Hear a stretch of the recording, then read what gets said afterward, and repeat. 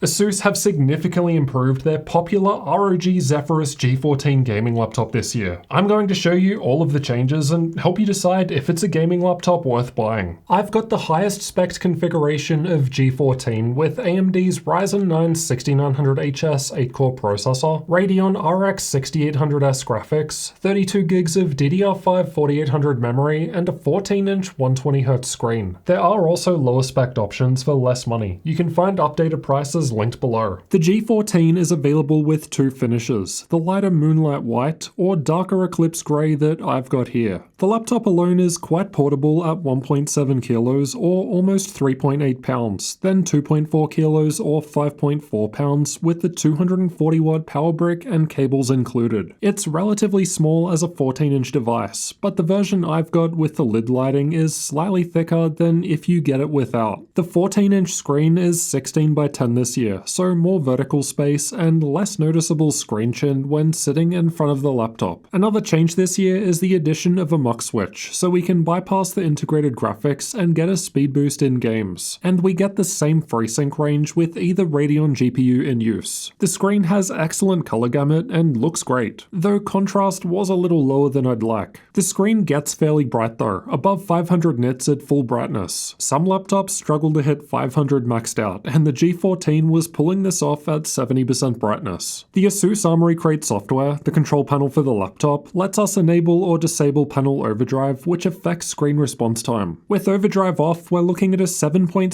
millisecond average gray-to-gray response time. But by default, overdrive is on, and this lowers it to 4.9 milliseconds, a great result for a 14-inch gaming laptop. Last year's G14 was 9 milliseconds, while the year before was even slower at nearly 21 milliseconds. So this year's G14 is the best by far. It's also a fair bit faster than last year's Blade 14, but I'll be reviewing the new 2022 model soon to see how that's changed, so make sure you're subscribed for that comparison. This also helps the G14 get a lower total system latency. This is the total amount of time between a mouse click and a gunshot fire on the screen in CSGO, and it's a full 10 milliseconds faster compared to last year's G14. So great news for competitive players. My G14 had basically no practical backlight bleed, but this will vary between laptops and panels. There's a 720p camera above the screen in the middle, something older G14s were missing, and it does have IR for Windows Hello Face Unlock. This is what the camera and microphone look and sound like. This is what it sounds like while typing on the keyboard.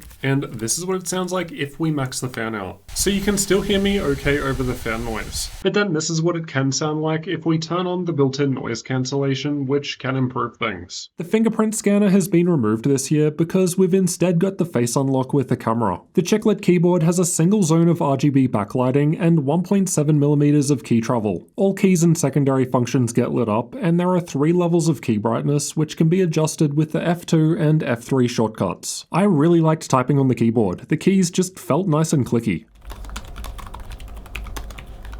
There are also 4 shortcut buttons above the keyboard on the left to change volume, mute the mic, or open the ASUS Armoury Crate software, but you can customize what they do. The touchpad is 50% larger compared to last year's version and felt great to use. Clicking just felt nice and accurate. The left has an air exhaust vent, the power input in the middle, HDMI 2.0 B port, USB 3.2 Gen 2 Type-C port, and 3.5mm audio combo jack. The right has a UHS 2 microSD card slot, a new addition to this year's model, another USB 3.2 Gen 2 Type-C port, 2 USB 3.2 Gen 2 Type-A ports, and there's an air exhaust on this side too. The HDMI port on the left connects directly to the RX 6800S graphics, and it seems to have variable refresh rate support, as my external monitor had FreeSync working. The left Type-C port can be used to charge the laptop, and it also has DisplayPort support, connecting to the integrated graphics regardless of whether or not the MUX Switch is on or off. The right Type-C port, on the other hand, connects to the more powerful 6800S graphics, however it cannot be used to charge the laptop. And I should also mention that ASUS have mentioned that the G14 will get USB 4 support in an upcoming update. The back just has air exhaust vents towards the left and right, though with the lid open, the air ends up exhausting below the screen instead of out the back. The front doesn't have a dedicated part for your finger to get in to open the lid, but I found it easy enough to do anywhere, and the screen goes right back 180 degrees for sharing. Like with previous G14 models, years, the optional anime matrix display is on the lid, and this year's version has more holes and lights to make it look better than before. There are long rubber feet underneath towards the top and bottom. These do a great job of reducing the laptop sliding around when in use, but the problem is the back foot isn't used when the lid is opened to a viewable angle. This is because opening the lid lifts up the back of the device. This gives us a better incline for typing and means cool air can more easily get underneath. But it also means that the back corners just rest on these little rubber feet. It wasn't a problem during regular use at all, but yeah, the difference when trying to push it around was noticeable. I suppose it would be good if the whole rear section that touches the table was rubber. There's some flex to the keyboard as a result of this design, but honestly, it felt quite solid during normal use. Likewise, there's a bit of flex to the screen, but it never wobbles when typing or anything. Getting inside was easy to do using the tools linked in the description. There are 11 Phillips head screws. The 3 in the middle are covered by rubber pieces, and the 4 down the front are shorter than the others, while the front right one doesn't come out of the panel and lifts it up so you can pry it open. We can see there are air ventilation holes directly above the intake fans with mesh dust filters, something else that's new this year. Inside we've got the battery down the front, single memory slot above near the middle, and the single PCIe Gen 4.0 M.2 storage slot to the left of that. The Wi-Fi 6E card is hiding out underneath the installed SSD, and it was giving me the fastest result I've ever recorded from a MediaTek card. It's also the first time I've had the 922 card. All the others are 921, so I'm guessing more number, more better. AMD's new Ryzen 6000 processors only support DDR5 4800 memory, so that's what's installed. Like previous Zephyrus laptops, there's only space to install one memory stick. You either get 8 or 16 gigs of DDR5 memory soldered to the motherboard. Yeah, that's a bit less memory upgradability compared to most larger 15-inch gaming laptops that let you install 2 sticks. But as far as 14-inch gaming laptops go, this is currently the best option in that regard. Both the Razer Blade 14 and new Alienware X14 have all memory soldered to the motherboard, so at least you can configure this one a little bit. I mean, it's a smaller 14-inch device, it is what it is. There's less space, so I get it. I've given this year's G14 the same upgradeability score as last year's model because we're getting the exact same options. An easy to open design, one M.2 slot, one memory slot, and removable Wi-Fi card. The front-facing speakers have moved towards the back this year so your hands don't cover them, and there are also some below towards the front on the left and right sides. I thought they sounded better than last year's model, above average with a little bass. Quite decent at about medium volume, but maxed out results in a lot of palm rest vibration and they start sounding muffled. I think I even had some speaker popping at one point, but I couldn't replicate it. Speaking of sounds, it plays this one by default on boot.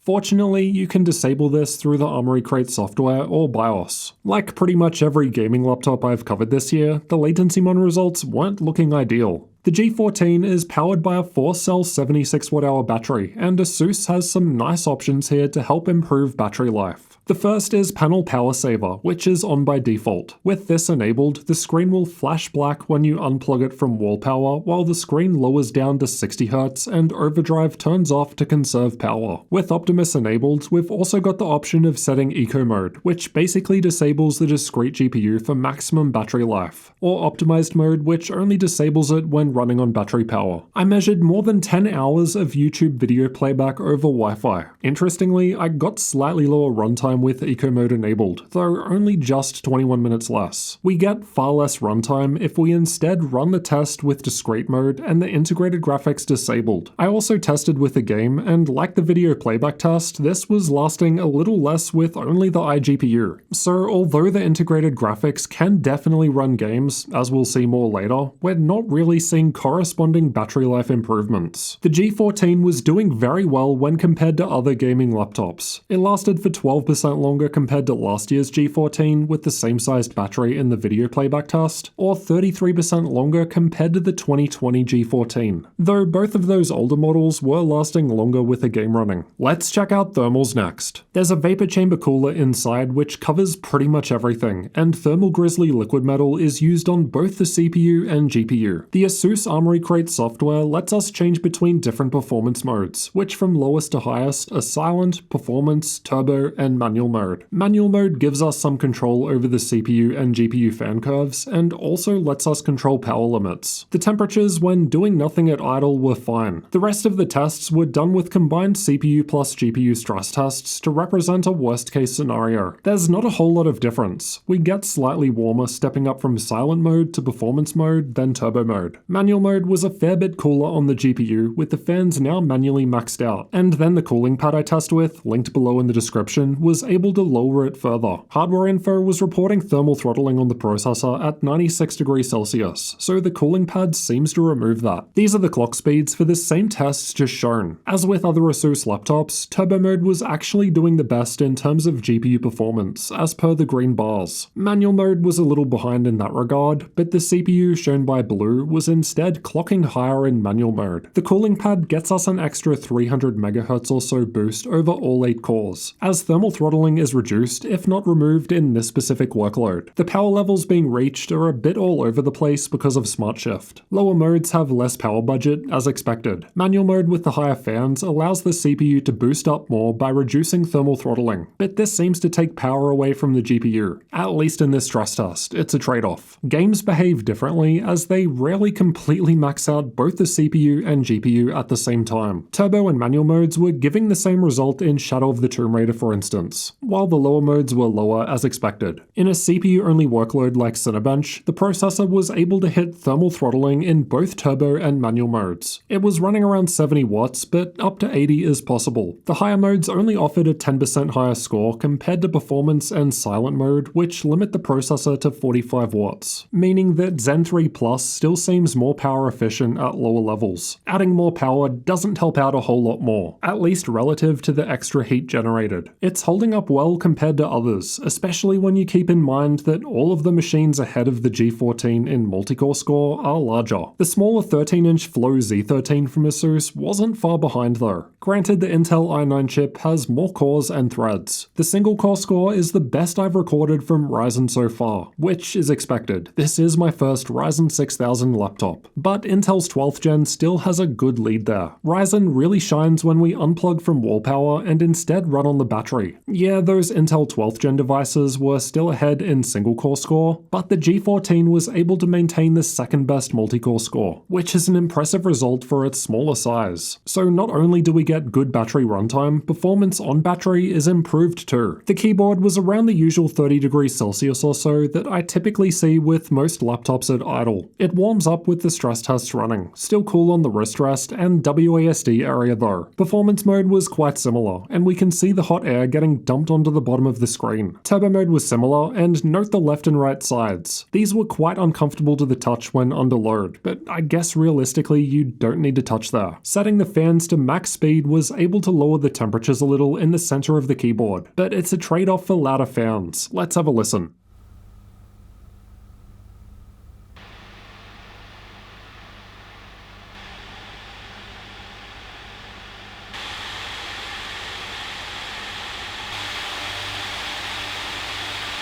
It was completely silent when just sitting there idle doing nothing, and it's possible to get different levels of fan noise using the different modes available. Now let's find out how well this year's new G14 compares against other laptops in games. I've compared both 1080p and 1440p resolutions here, as it's what I've got data for the purposes of comparing. But check out this video next if you want to see how the G14 performs at its native 2560 by 1600 resolution in more than 10 games at all setting levels with features like FSR and ray tracing. Cyberpunk 2077 was tested the same on all laptops, and I've got the G14 shown by the red highlight. Compared to last year's G14 with RTX 3060 graphics, we're looking at an 11% higher average frame rate and an 18% higher 1% low, so fewer dips in performance compared to something that's similar in size. The 6800S is ahead of a number of lower wattage 3060 gaming laptops. We've got a different selection of laptops at the higher 1440p resolution, as we only test machines that actually have a chance of running it. Now, although this year's G14 looks like a lower result relative to other models, it's worth considering where it's coming from. Compared to last year's G14 at the bottom, this year's update was reaching a 27% higher average frame rate in this test. Red Dead Redemption 2 was tested with the game's benchmark, and I've found this test to generally favor AMD graphics. The 6800S is now the best Radeon result I've got, only a little ahead of last year's 6600M, 6700M, and 6800M GPUs that I tested in larger 15-inch laptops. Perhaps other factors like the move to DDR5 memory are also contributing. Compared to Nvidia options, the G14 is hanging out with larger full-wattage RTX 3070 machines like the Legion 5 Pro, and even beating the 3080 in the Alienware M15R6. Impressive stuff. I've got a larger range of high-spec laptops at 1440p, but the G14 is still right next to the RTX 3080 in last year's Blade 14. Again, make sure you're subscribed for when I get this year's updated Blade. The 2022 all-AMD G14 was reaching a 48% higher average FPS compared to last year's, but it's not all big gains for Radeon. While Red Dead Redemption 2 seems to favor AMD's Radeon graphics, Control on the other hand typically seems to favor Nvidia's GeForce graphics. The new G14 was only like 2 FPS ahead of last year's model with the 3060 just underneath it. However, the 1% low with the 2022 all-AMD configuration was notably behind. Things turn around at the higher 1440p resolution where we're more GPU bound, and to be fair, this is closer to the 2022 G14's native resolution. The 1% lows are much closer together now, and the newer G14 is able to reach a 23% higher average frame rate compared to last year's model. I've also compared a game with the discrete 6800S graphics disabled to get an idea of what the Radeon 6800M iGPU is capable of. The result was quite surprising. It's not far at all behind other 1650 laptops with lower power limits. Not bad at all. Though, as we saw earlier on the battery test, gaming on the integrated graphics didn't seem to give us any extra runtime, so I'm not sure why you'd want to game on it here. As for driver stability, for the most part, things were fine and worked well. The only exception was when I was doing those Tomb Raider tests on the integrated graphics. The game just kept crashing and I had to keep rebooting until eventually it just worked for some reason. That was the only game that I attempted to run with the 6800S disabled, so I'm not sure if it was just that one game or what. Oh, another thing to note is that when we loaded up Far Cry 6 for the first time, it opened up on the integrated graphics, so we just had to pick the 6800S. Not a big deal, I guess, but also something that I've never had with an Nvidia laptop, so hopefully they can fix that in an update. Here are the 3D Mark results for those that find them useful. Now for some content creator tests. Adobe Premiere was tested with the Puget Systems benchmark, and this is a test that typically doesn't do too well with Radeon graphics. I'm not sure if Adobe just needs to better optimize for AMD or what, but it's about the same as last year's Nvidia-based G14. Granted, it's also ahead of all larger Radeon models tested last year. Adobe Photoshop, on the other hand, cares far less about the discrete graphics, and the Ryzen 9 6900HS was doing very well here, outperforming pretty much every other laptop I've tested, with the exception of MSI's maxed out GE76 at the top. And that machine is also much larger than the G14 and more expensive too. DaVinci Resolve is more GPU heavy, and the 6800S was doing well for its size here, sitting in between 3060 and 3080 models. I've also tested SpecViewPerf, which tests out various professional 3D workloads. Although Ryzen 6000 processors introduce PCIe Gen 4 storage support, and the ASUS product page lists a 1TB PCIe 4.0 SSD, the sequential read and write speeds were more in line with the typical PCIe 3.0 SSD. The UHS-2 MicroSD card slot was doing fairly well for both read and write speed. The card clicks in and sits almost the whole way into the machine, so no chance of bumping and snapping it. The BIOS felt pretty empty. There aren't a whole lot of options available to change outside of the usual basic stuff that you'd expect. A stark contrast compared to the recent MSI laptops I've covered that give you the option of unlocking more advanced options. Linux support was tested by booting an Ubuntu 21 Live CD. By default, the keyboard, touchpad, and camera work. Wi-Fi didn't work out of the box, as MediaTek always seems to need drivers that don't come with this OS. Shortcuts for adjusting keyboard brightness and volume adjustment shortcuts worked fine, as well as the speakers, but shortcuts for screen brightness or changing performance modes did not work. Let's discuss pricing and availability next. This will of course change over time, so refer to the links below in the description for updates. At the time of recording, recording, the configuration that I've tested, but with half the memory, goes for $1,900 US at Best Buy in the US. But for $250 less, they've also got the RX 6700S configuration too. I'm trying to get that one at the moment so I can compare with the 6800S. Stay tuned. At the same time though, there are also cheaper deals popping up for last year's older model. Alright, let's summarize all of the good and bad parts of the G14 to help you decide if it's a laptop you should consider buying. Overall, this year's G14 offers significant improvements compared to last year's version. Just to name a few, we've got a better screen, a MUX Switch, larger touchpad, addition of a microSD card slot, a vapor chamber cooler, better speakers, a camera this time, and more CPU and GPU power than before. That's a nice list of changes, but like most things in life, these aren't for free. This year's G14 costs more money, and combined with last year's model going on sale, you'll have to decide how much you value these extra features. The only things that I didn't really like were that the sides could feel hot to the touch. It's probably not a big deal as you don't need to touch there, but it was something that I noticed while just using the machine, even when I wasn't really doing much. Smaller sized laptops like this that still offer good performance typically cost more money. But if you're fine with spending more for increased portability, then this year's G14 is a gaming laptop I can definitely recommend. All of these G14 improvements are really going to shake up the 14-inch gaming laptop space. Make sure you're subscribed for my upcoming comparisons between the G14 and Razer's new Blade 14 and Alienware's new X14. Check out this video next to find out how the G14 performs in 10 plus games at all setting levels. And we've also tested extra features like FSR and ray tracing. So I'll see you in that one next.